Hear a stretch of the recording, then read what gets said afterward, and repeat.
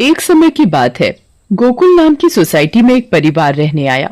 वो लोग उस सोसाइटी में नए नए ही आए थे। उस परिवार में राहुल, सविता और उनका 10 साल का एक बेटा भाविक रहता था। जैसे ही भाविक सोसाइटी के गेट के बाहर तक पहुंचता है, तभी से ही अपने सवाल जवाब शुरू कर देता है।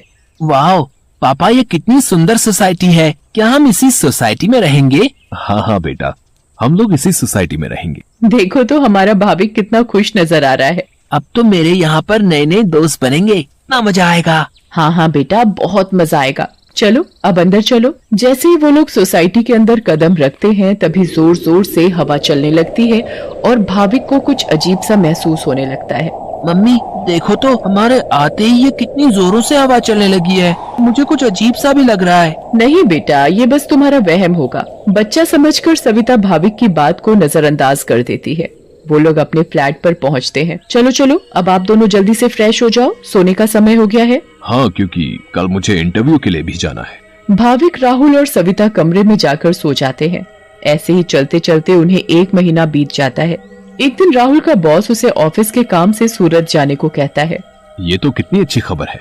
मैं ये बात सोसाइटी जाकर सविता और भाविक को बताऊंगा, तो वो दोनों भी बहुत खुश हो जाएंगे। राहुल घर जाकर ये बात सविता और भाविक को बताता है। सविता, ओ सविता, कहाँ हो तुम? तुम्हें एक खुशखबरी देनी है। अरे हाँ हाँ, क्या हुआ? इतना क्यों चिल्ला रहे हैं आप? हाँ पापा, क्या हुआ? आप इतने खुश क्यों नजर आ रहे हो? अरे खुश ना हो तो क्या करूं, बात ही ऐसी है। अब आप बताएंगे भी, क्या बात है? मुझे मेरी नौकरी की तरफ से सूरत ले जा रहे हैं। बहुत बड़ा प्रोजेक्ट है। अगर सब अच्छे से हो गया तो क्या पता वहाँ से आने के बाद मेरा इंक्रीमेंट भी हो जाए। अरे वाह, ये तो बहुत अच्छी खबर है। वाह पापा, आप तो सूरत जा रहे हो। मैं भी जाऊंगा, मैं भी जाऊंगा। बेटा, मैं तुम्हें अपने साथ नहीं ले जा सकता। और सविता, तुम मेरा सामान पैक कर दो। मुझे आज ही रात 12 बजे तक निकलना है। मैं बस कुछ ही दिनों के लिए जा रहा हूँ। सविता राहुल का सामान पैक कर देती है और राहुल उसे रात 12 बजे सूरत के लिए निकल जाता है। चलो भाविक, अब तुम भी जल्दी से दूध पीकर कमरे में सोने चलो। ठीक है मम्मी। सविता और भाविक अपने कमरे में चले जाते हैं। सविता तो सो जाती है, मगर भाविक को नींद नहीं आती। बहुत तेज बारिश होने लगती है। भाविक बालकनी में जाकर खड़ा हो जाता है और बारिश के मजे लेने लगता है। वाह, कितना सुंदर नजारा है। भाविक की नजर अचानक सामने वाले फ्लैट पर पड़ती है, तो वहाँ एक मोमबत्ती जल रही होती है। ये क्या है? ये सामने से कैसी रोशनी दिखाई दे रही है? ऐसा लग रहा है जैसे कोई मोमबत्ती जली हुई हो। अगर जब से हम यहाँ आए हैं, तब से तो ये फ्लैट बंद पड़ा है। भाविक को फिर अचानक से एक औरत चलती हुई दिखती है। अरे ये औरत कौन है? कहीं यहाँ कोई भूत तो नहीं? मम्मी, मम्मी, भूत, भूत, मम्मी, मम्मी बचाओ, मुझे बचाओ। क्या हुआ बेटा, क्या हुआ? तुम इतना क्यों घबरा रहे हो? मम्मी, वो भूत, भूत।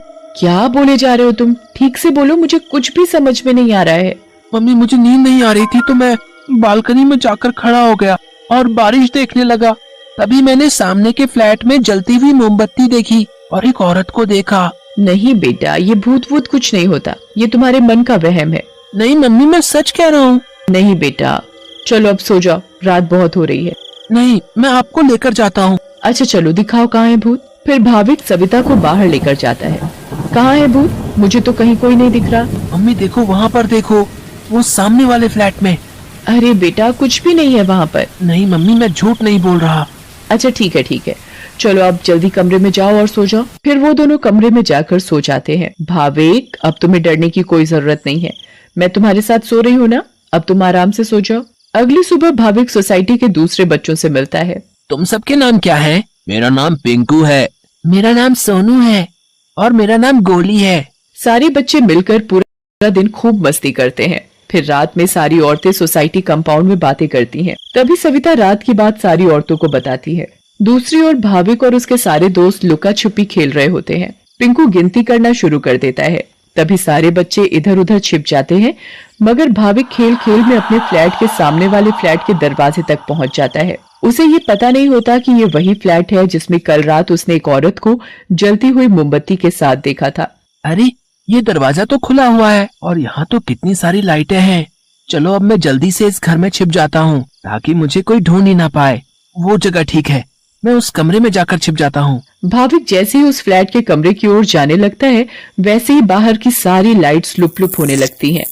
ये क्या हो रहा है यहाँ पर? अचानक ये लाइटें लुप लुप कैसे होने लगी? भाविक इधर उधर देखने लगता है। तभी भाविक की नजर दरवाजे के ऊपर पड़ती है। ये दरवाजे के ऊपर क्या लिखा हुआ है? भूत! मम्मी, मम्मी बचाओ बचाओ! भाविक चिल्लाते हुए सोसाइटी कंपाउंड में जा पहुंचता है। अरे, ये आवाज तो भाविक की लग रही है। ये तो भाविक की आवाज है। भाविक की आवाज सुनकर सारी औरतें और आदमी कंपाउंड में जमा हो जाते हैं। तभी वो देखते हैं कि सामने से भाविक भागते भागते चला आ रहा है। मम्मी, मम्मी, वहाँ सच में वहाँ भूत है। क्या हुआ बेटा भाविक? हाँ बेटा, क्या हुआ? तुम इतने घबराए हुए क्यों लग रहे हो? हाँ बेटा, कुछ तो बताओ। कहीं तुमने फिर से सामने वाले फ्लैट में भूत तो नहीं देख लिया? भूत? भूत? कहाँ है भूत? मैं छुपने के लिए एक फ्लैट में चला गया क्योंकि उसका दरवाजा खुला हुआ था। मैंने वहाँ लिखा देखा। क्या लिखा देखा और कहाँ देखा? कि यहाँ से चले जाओ वरना मैं तुम्हें मार दूंगी। चलो बेटा, तुम हमें वहाँ लेकर चलो। हाँ हाँ, चलो अंकल, मैं आपको वहाँ लेकर चलता हूँ, आप खुद ही देख लेना। भाविक सभी लोगों को उस फ्लैट में लेकर जाता है। कहाँ लिखा है बेटा? अरे यही तो लिखा था। चलो भाई, यहाँ बेटा भाविक, चलो अब चलो। सभी लोग भाविक को वहाँ से ले जाते हैं, मगर भाविक उस दरवाजे को देखते देखते चलता है। नहीं अंकल, मैं सच बोल रहा हूँ। हमें इस बच्चे की बात एक बार मान लेनी चाहिए और आज रात मिलकर सोसाइटी पर नजर रखनी चाहिए। हाँ, आप सही बोल रहे हो। क्या पता ये सब सच हो। तो ये तय रहा कि आज रात हमारे पति सोसाइटी की देखभाल करेंगे। उस रात 3 आदमी सोसाइटी के गेट पर खड़े रहकर सोसाइटी की देखभाल कर रहे थे। मुझे जरा बाथरूम जाना है, मैं बस अभी जाकर आता हूँ। हाँ हाँ ठीक है, तुम होकर आओ। क्या हुआ जी? गुड्डू को बहुत डर लग रहा है और वो बोल रही है कि आप ही उसे सुलाएंगे, तो आप जरा ऊपर आकर उसे सुला जाएंगे। ठीक है, अभी आता हूँ। दूसरा आदमी पहले आदमी से बोलता है। मैं जरा अपनी बेटी को सुलाकर आता हूँ, उसे डर लग रहा है। अब सोसाइटी के दरवाजे पर सिर्फ रमेश यानी तीसरा आदमी ही बचता है। कहाँ रह गए ये दोनों? वो आदमी इधर उधर घूमता रहता है और अब उसे भी अकेले डर लगने लगता है। तभी उस आदमी को किसी औरत का साया दिखता है। उसके लंबे खुले हुए बाल और पायल की छम छम आवाज। चुड़ैल, बचाओ बचाओ, चुड़ैल। फिर अचानक वो चुड़ैल उसके सामने आ खड़ी होती है और आदमी बहुत तेज चिल्लाता है और वहीं बेहोश हो जाता है। अरे ये चिल्लाने की आवाज किसकी आई? हाँ, आवाज तो मुझे भी आई। चलो चलकर देखते हैं। सारे सोसाइटी वाले अपनी बालकनी में आ जाते हैं तो वो क्या देखते हैं कि वहाँ रमेश बेहोश पड़ा हुआ था।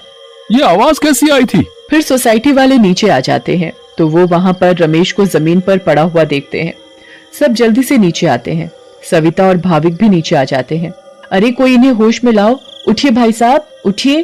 फिर कुछ ही देर में रमेश को होश आता है और वो सारी बात सोसाइटी वालों को बताता है जो उसके साथ कुछ देर पहले हुई थी। तभी सोसाइटी में अजीब सी आवाजें आने लगती हैं। मम्मी देखा ना, मैंने बोला था ना कि भूत है। हाँ बेटा, तुम सही कह रहे थे। तभी सोसाइटी के बीचों बीच धुआं उठने लगता है और वहाँ वो चुड़ैल आ जाती है। कौन हो तुम और क्यों हमें इतने दिनों से परेशान किया हुआ है? हाँ हाँ बताओ, क्यों तुमने इतने दिनों से इन लोगों को परेशान किया हुआ है? हम भी तो इसी सोसाइटी में रहते हैं। तुमने कभी हमें तो परेशान नहीं किया, तो इन लोगों को ही क्यों? हाँ हाँ बोलो बोलो। तुम्हारी वजह से मैं कितना डर गई थी। बताती हूँ, सब बताती हूँ। कई सालों पहले जब मेरी शादी हुई तो मैं और मेरे पति रवि सविता के सामने वाले फ्लैट में रहने आए। हम बहुत खुश थे, पर अचानक मेरी माँ की तबीयत खराब होने की वजह से मुझे कुछ दिन के लिए यहाँ से जाना पड़ा। और तभी सविता के फ्लैट में एक बहुत सुंदर लड़की रहने आई। रवि उस लड़की को पसंद करने लगे थे और वो लड़की भी। उस लड़की को ये बात नहीं पता थी कि रवि शादीशुदा है। मैं जब वापस आई और मुझे ये सब पता लगा तो मैंने रवि को समझाने की बहुत कोशिश की, बहुत लड़ाई की, पर वो नहीं माने।